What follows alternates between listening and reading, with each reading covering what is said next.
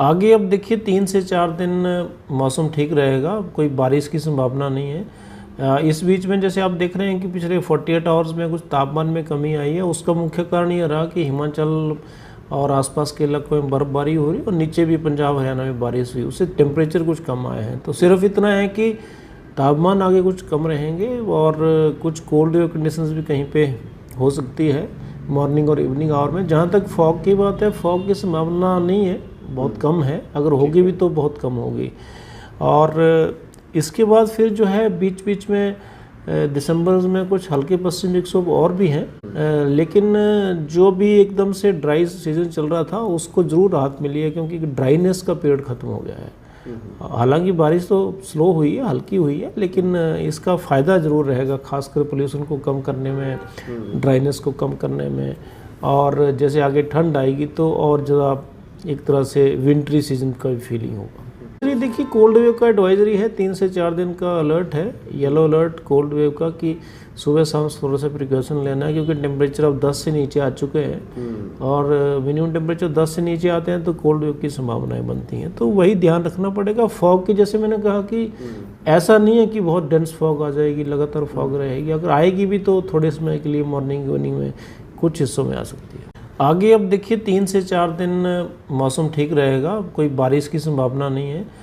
इस बीच में जैसे आप देख रहे हैं कि पिछले 48 आवर्स में कुछ तापमान में कमी आई है। उसका मुख्य कारण ये रहा कि हिमाचल और आसपास के इलाकों में बर्फबारी हो रही और नीचे भी पंजाब हरियाणा में बारिश हुई, उससे टेम्परेचर कुछ कम आए हैं। तो सिर्फ इतना है कि तापमान आगे कुछ कम रहेंगे और कुछ कोल्ड वेव कंडीशंस भी कहीं पे हो सकती है मॉर्निंग और इवनिंग आवर में। जहाँ तक फॉग की बात है, फॉग की संभावना नहीं है, बहुत कम है, अगर होगी भी तो बहुत कम होगी।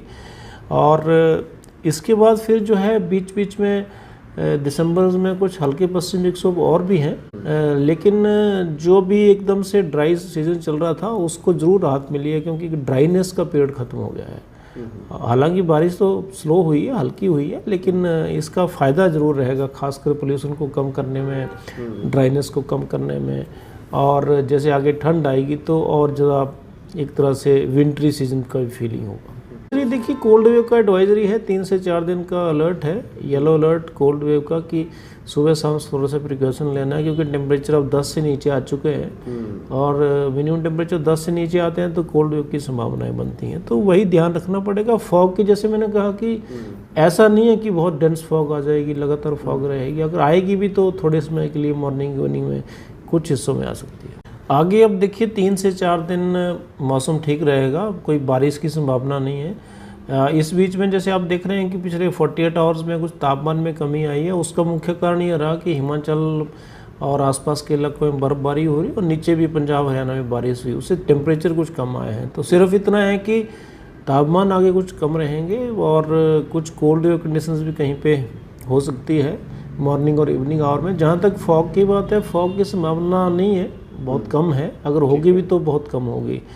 और इसके बाद फिर जो है बीच बीच में दिसंबर में कुछ हल्के पश्चिमी विक्षोभ और भी हैं, लेकिन जो भी एकदम से ड्राई सीजन चल रहा था उसको ज़रूर राहत मिली है, क्योंकि ड्राइनेस का पीरियड ख़त्म हो गया है।